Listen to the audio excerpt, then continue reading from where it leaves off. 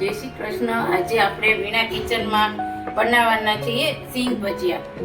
એના માટે મેં આ એક બાઉલ મોટું સિંગ દાણા લીધા છે, મગફળીના દાણા, અને એક બાઉલ આપણે આજે રાગીના લોટમાંથી બનાવશું.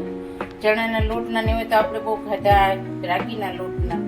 આ રાગીનો લોટ લીધો છે એક બાઉલ, ચણાનો લોટ લીધો છે મેં 2 ચમચી, અને ચોખાનો લોટ આપણે આ ચમચી નાખશું. મેં અત્યારે 2 ચમચી લીધો છે. એના માટે આ જીરા પાવડર છે, સંચળ છે, અને આ મસાલા આપણે હવે તૈયાર કરશું. આપણે રાગીનો લોટ એક બાઉલ લીધો છે, પણ જરૂર લાગશે તો વધારે નાખશું. અને અમે ચાળીને લીધો છે, બધા લોટ ચાળી લેવાના. હવે આપણે 1 ચમચી ભરી નાખશું ચણાનો લોટ. આ એક ચણાનો લોટ લીધો છે મેં. 1 ચમચી ચોખાનો લોટ લીધો છે. હવે આપણે એમાં મસાલા કરશું.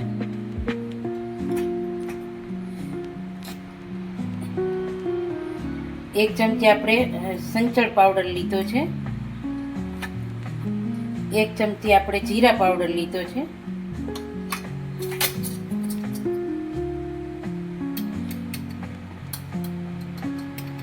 આપણે અડધી ચમચી હળદર પાવડર લઈશું. આમાં હિંગ ચડિયાતી રાખશું આપણે. એટલે 1 ચમચી નાની ભરીને મેં હિંગ લીધી છે.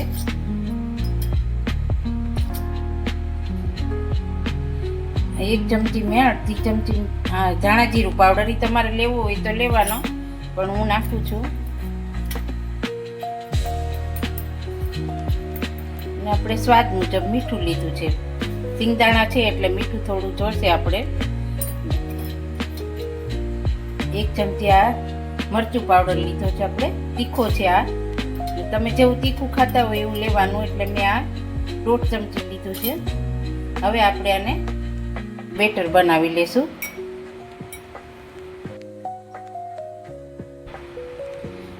બહુ ઢીલું નહીં, બહુ ઘટે નહીં એવું રાખવાનું છે આપણે.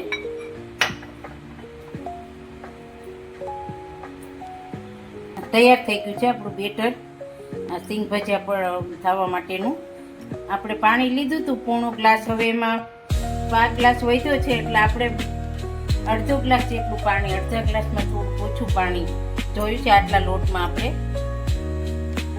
હવે આપણે આમચૂર પાવડર નાખશું. લીંબુ નાખી શકાય, પણ હું આમચૂર પાવડર લઉં છું. 2 ચમચી આમચૂર પાવડર લેશું. સરસ થશે ખાટા મીઠા.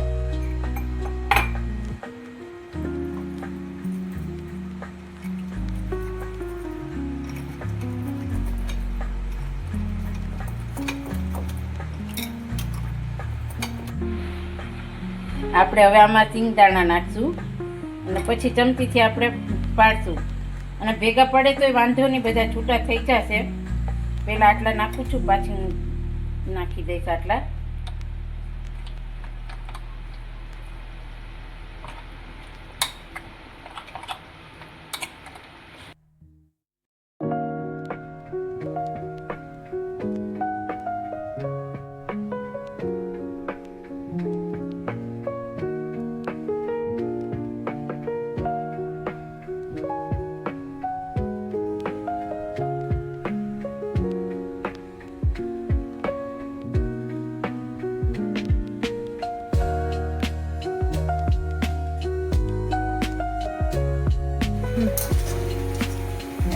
આપણા તળાઈ ગયા છે. આવા આપણે અવાજ આવે એવા તળવાના છે, એટલે એકદમ ક્રિસ્પી થશે. ને પછી રહેશે આ અઠવાડિયું તો આને કાંઈ નહીં થાય, હવાશે નહીં એવા ને એવા બહાર જેવા જ લાગે. ના રાગીના લોટના છે, અને આપણા સરસ આ ક્રિસ્પી એકદમ અવાજ આવે એ થઈ ગયા છે.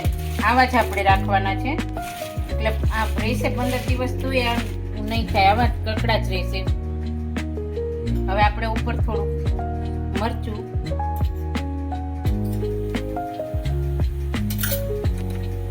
થોડો ચાટ મસાલો નાખીશું. આ 1 ચમચી ચાટ મસાલો નાખું છું. હંચળ થોડું નાખીશ. આપણે ઓલરેડી અંદર તો નાખેલું જ છે, ઉપર હવે થોડું